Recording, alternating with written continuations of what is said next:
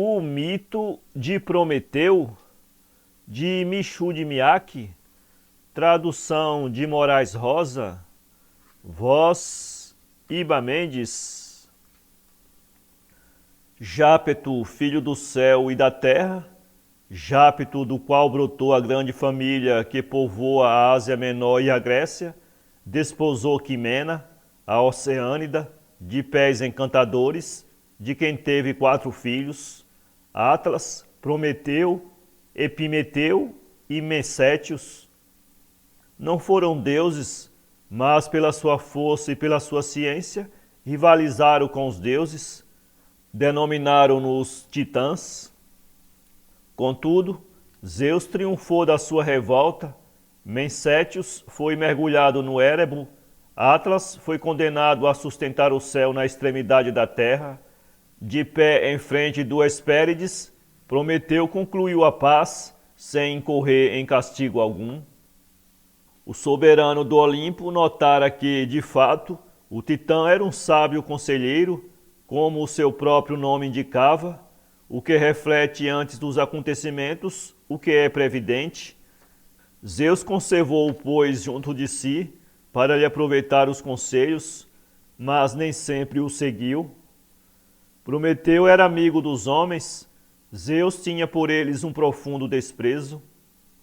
Em vão, o Titã reclamava para eles um pouco de piedade, o deus dos raios conservava-se absolutamente surdo às suas solicitações.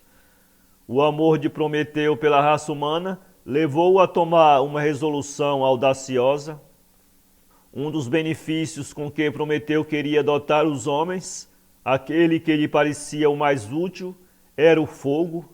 Sem o fogo, os habitantes da terra estavam condenados a uma vida grosseira, quase animal. Nas suas escuras cavernas, apenas podiam alimentar-se de carne e de raízes cruas. Para se defenderem contra as feras, ou para matarem os animais necessários para a sua alimentação, não podiam forjar as armas de metal e viam-se obrigados a combater com massas e com pedras aguçadas à custa de muito trabalho. Não podiam também construir instrumentos de trabalho apropriados para cavar a terra. No inverno, entorpecidos pelo frio e pela escuridão, permaneciam mergulhados em uma espécie de embotamento e de inconsciência. Trazer aos homens o fogo, o calor, a luz, era trazer-lhes, pois, o primeiro elemento de civilização. E desde que Zeus lhe recusava este benefício indispensável, Prometeu tomou a resolução de empregar o ardil para o conseguir.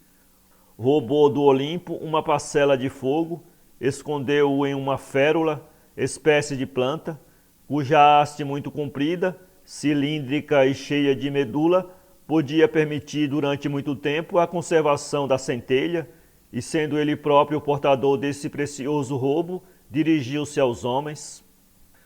Quando deu pela fraude, o soberano dos deuses encolerizou-se e começou a meditar uma vingança terrível contra Prometeu e contra o gênero humano. Com respeito àquele, a primeira ideia de Zeus foi fulminá-lo com um raio, mas depressa se convenceu de que esse processo era muito simples e expedito. Depois de refletir, imaginou um suplício mais requintado, um suplício que não acabaria nunca. Assim como Prometeu se servira do ardil, Zeus mostrou-se igualmente astucioso, chamou Vulcano e ordenou-lhe que lhe amassasse em lodo uma estátua de mulher. Feito o trabalho, ele próprio animou a argila e apresentou a todo o Olimpo a sua nova criatura, pedindo aos deuses e às deusas que lhe fizessem cada um seu presente. Vênus deu-lhe a beleza, Palas ensinou-lhe a sabedoria, Apolo transmitiu-lhe a arte de fazer soar a lira, Hermes deu-lhe o segredo das doces palavras pérfidas, as graças mostraram-lhe como os adornos tornam mais desejáveis os encantos. A criatura que recebeu todos esses dotes ficou se chamando Pandora, nome que significa todos os dons. Mas não contente com tudo isso, Zeus deu-lhe ainda uma ânfora misteriosa, recomendando-lhe que não a abrisse nunca, prevendo já que seria o efeito da sua recomendação. Ora, Prometeu tinha um irmão muito diferente dele. Prometeu era a sabedoria, a prudência, a previdência. Epimeteu era a irreflexão, a imprevidência. Era bem a criatura de que Zeus precisava para que seu ardil desse resultado. Enviou Pandora a Epimeteu. Em vão Prometeu aconselhar a seu irmão a suspeitar de tal oferta. Este não o escutou. Pandora era muito bela. Epimeteu ficou em êxtases diante da maravilhosa criatura e adorou-a. Todos os homens a adoraram também. A terra parecia transfigurada pela dupla revelação da luz e da beleza, mas foi alegria de curta duração.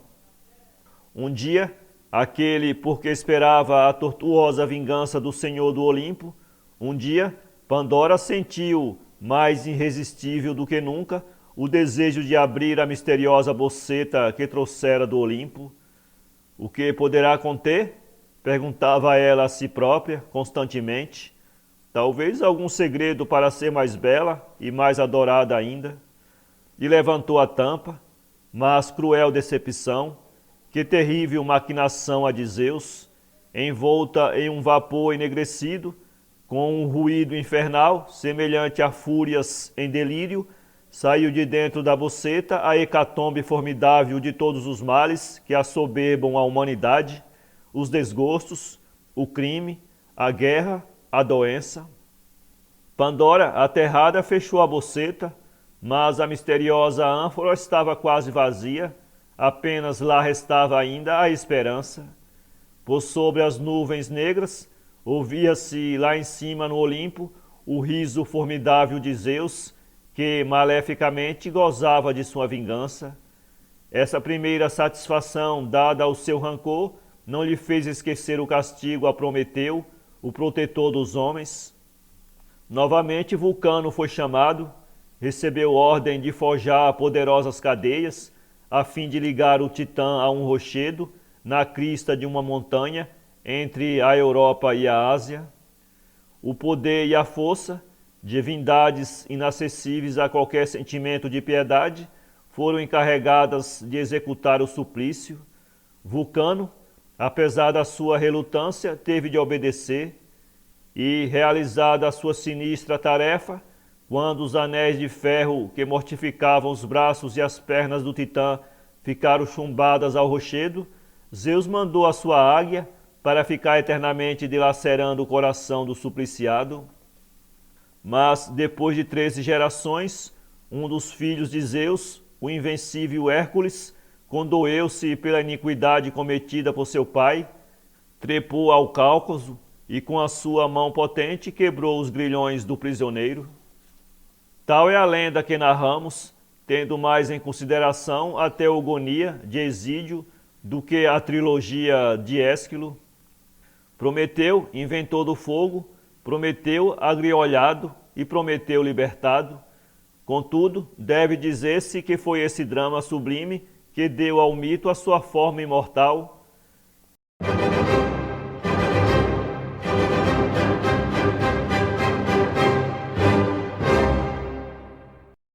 Para ler essa história, acesse www.poeteiro.com.